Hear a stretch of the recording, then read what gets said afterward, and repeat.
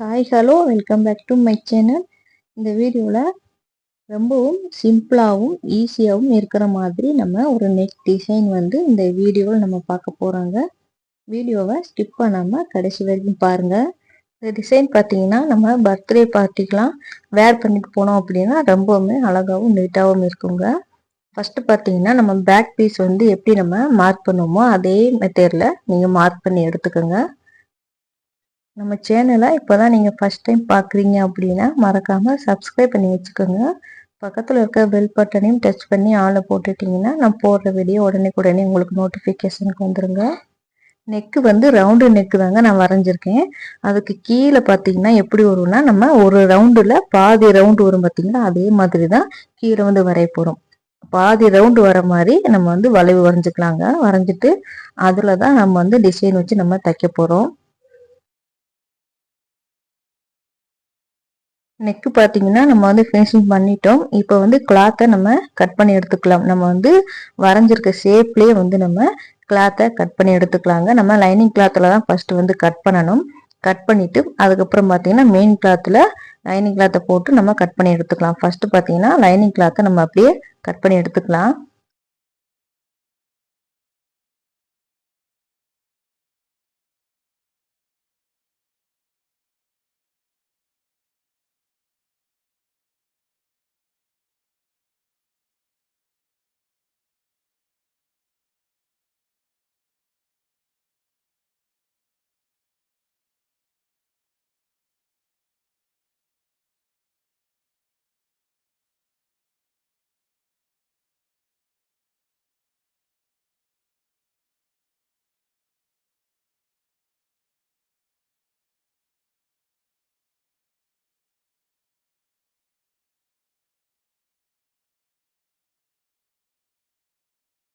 Back piece வந்து நம்ம mark பண்ணி கட் பண்ணி எடுத்துட்டோங்க. இப்போ வந்து நான் கிளாத்தை ஓப்பன் பண்ணி காமிக்கிறேன் பாருங்கள் எந்த மாதிரி வந்திருக்கு அப்படின்னு. பாருங்கள் நெக் வந்து அழகாக எந்த பிசுறுமே இல்லாமல் அழகாக வந்து நம்ம கட் பண்ணி எடுத்துட்டோம். நம்ம இந்த கிளாத் அப்படி மெயின் கிளாத் மேலே போட்டு நம்ம கட் பண்ணி எடுத்துக்கலாங்க.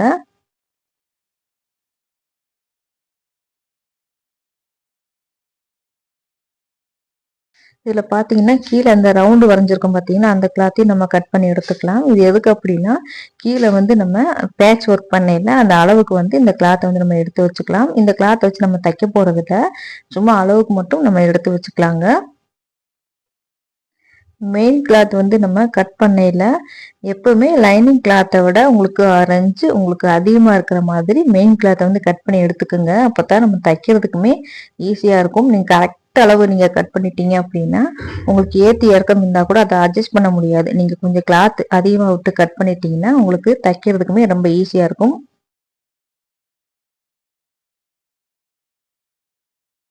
ரெண்டு கிளாத்தையுமே நம்ம கட் பண்ணி எடுத்துட்டோங்க. இப்போ வந்து எப்படி தைக்கலாம் அப்படிங்கிறத நம்ம பார்க்கலாம். ஃபஸ்ட்டு மெயின் கிளாத்தும் லைனிங் கிளாத்தும் சேர்த்து வந்து நம்ம தையல் போட ஆரம்பிச்சிடலாங்க.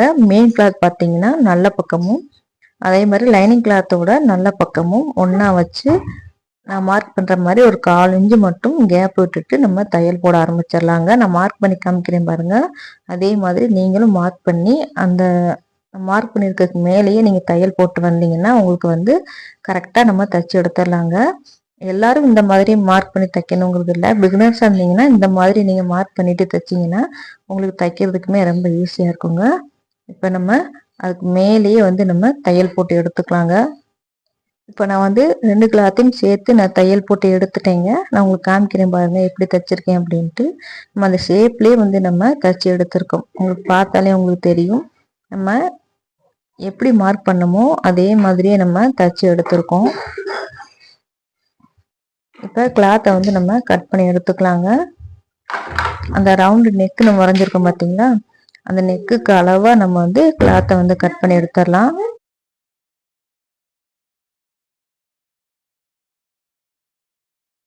நெக்கில் இருக்க கிளாத்தையும் கட் பண்ணிவிட்டு அப்புறம் பார்த்தீங்கன்னா நெக்குக்கு அளவாக நம்ம நெக்கு ஷேப்லேயே வந்து குட்டி குட்டியாக நம்ம வந்து கட் பண்ணியாச்சு. அந்த மாதிரி கட் பண்ணால் தான் உங்களுக்கு நெக்கு பார்க்குறதுக்கு ஃபினிஷிங் வந்து நல்லாயிருக்கும். மெயின் கிளாத் மேலே வர மாதிரியும் லைனிங் கிளாத் அடியில் போகிற மாதிரியும் நம்ம கிளாத்தை திருப்பி விட்டுக்கலாங்க. திருப்பி விட்டுட்டு அந்த வளைவு வருது பார்த்தீங்களா அந்த இடத்துல இந்த மாதிரி நம்ம ஊசி வச்சு நெம்பி கரெக்டாக அந்த ஷார்ப்னஸ் வர மாதிரி நம்ம கிளாத்தை வந்து சரி பண்ணி விடணும். 2 அந்த வளைவு வருது பார்த்தீங்களா? கார்னர்ல அந்த 2 இடத்துலயுமே இந்த மாதிரி ஊசியை வச்சு நல்லா ஷார்ப் பண்ணி விடணும். அப்பதான் உங்களுக்கு நெக்கு உங்களுக்கு கரெக்டா நம்ம கட் பண்ணி எடுத்த மாதிரியே உங்களுக்கு வரும். அதனால இந்த மாதிரி கரெக்டா ஈவனா வந்து எடுத்து விட்டுக்குங்க.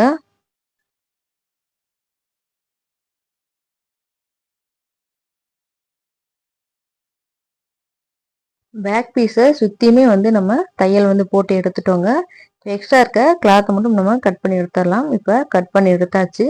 இப்போ வந்து நம்ம அந்த டிசைன் வச்சு எப்படி ரெடி பண்ணலாம் அப்படிங்கிறத நம்ம பார்க்கலாங்க. நான் வந்து அந்த சட்டை கலர்லேயே இந்த கிளாத்தை வச்சு நான் தைக்க போகிறேன். உங்களுக்கு வந்து 2 கலர் வேணும்னாலும் நீங்கள் வச்சுக்கலாம். நீங்கள் சேலை ஒரு கலர் இருந்தது அப்படின்னா நீங்கள் அந்த ப்ளவுஸ் கலரை கூட நீங்கள் எடுத்து வச்சுக்கலாம். உங்களுக்கு எப்படி வேணாலும் நீங்கள் தைச்சு எடுத்துக்கலாங்க.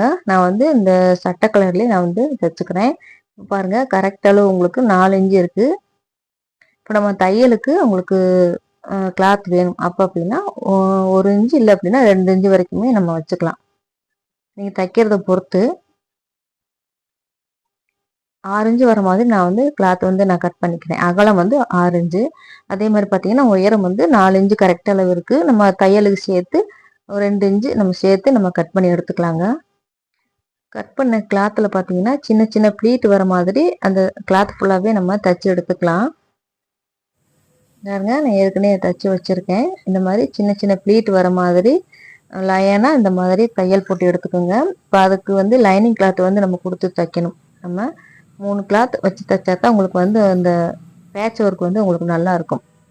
இப்போ நம்ம லைனிங் கிளாத்தை அடியில் வச்சுட்டு நம்ம மெயின் கிளாத்தோட நல்ல பக்கம் அடியில் போகிற மாதிரி வச்சு நம்ம மேலே வந்து நம்ம தையல் போட்டு எடுத்துக்கலாங்க.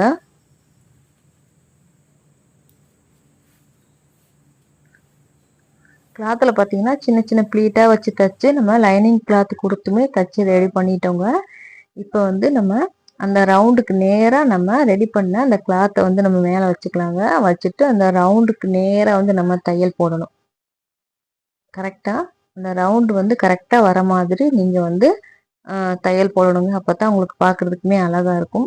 பாருங்கள் நான் வந்து ரெடி பண்ணிட்டேன். அந்த தச்ச அந்த டிசைனுமே வச்சு நான் தச்சு எடுத்துட்டேன். சிம்பிளாகவும் இருக்கும், நல்லா நீட்டாகவும் இருக்குங்க. பாருங்கள் அழகாக வந்து ரவுண்டு வர மாதிரி நம்ம தச்சு எடுத்துட்டோம்.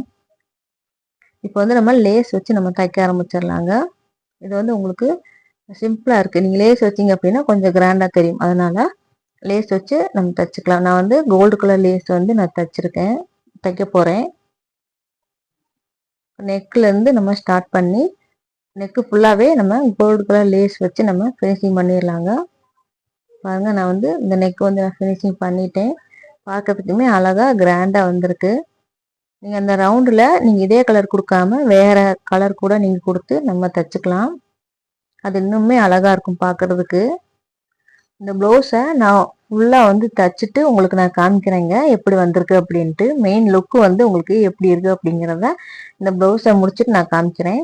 பாருங்கள் இந்த ப்ளவுஸை ஃபுல்லாகவே நான் தைச்சி எடுத்துட்டேன். தைச்சதுக்கு பிறகு பார்த்தீங்கன்னா உங்களுக்கு வந்து இப்படி தான் இருக்குது. நான் வந்து கோல்டு கலர் ரோப் வந்து தைச்சிட்டு அதில் பார்த்தீங்கன்னா மணி வந்து நான் அட்டாச் பண்ணியிருக்கேன். இது இன்னுமே உங்களுக்கு கிராண்டாக தெரியும். வீடியோ வந்து நீங்கள் பார்க்குறதோட விட்டுறக்கூடாதுங்க. நீங்களும் இதே மாதிரி ட்ரை பண்ணி பாருங்கள். உங்களுக்கு இந்த வீடியோ பற்றின எந்த டவுட் இருந்தாலுமே எனக்கு நீங்கள் கமெண்ட் பண்ணலாங்க. நான் வந்து உங்களுக்கு கரெக்டாக உங்களுக்கு கிளியர் பண்ணுறேன். நீங்களும் இதே மாதிரியே ட்ரை பண்ணுங்கள் கண்டிப்பாக. இந்த வீடியோ உங்களுக்கு பிடிச்சிருக்கும்னு நினைக்கிறேங்க. இந்த வீடியோ பிடிச்சிருந்துச்சு அப்படின்னா மறக்காமல் நம்ம சேனலை சப்ஸ்கிரைப் பண்ணி வச்சுக்கோங்க. இந்த வீடியோ பிடிச்சிருந்துச்சு அப்படின்னா மறக்காமல் லைக் பண்ணுங்கள், ஷேர் பண்ணுங்கள், கமெண்ட் பண்ணுங்கள். நம்ம சேனலை சப்ஸ்கிரைப் பண்ணி வச்சுக்கோங்க. நான் போடுற வீடியோவை தொடர்ந்து வாட்ச் பண்ணுங்கள். தேங்க்ஸ் ஃபார் வாட்சிங்.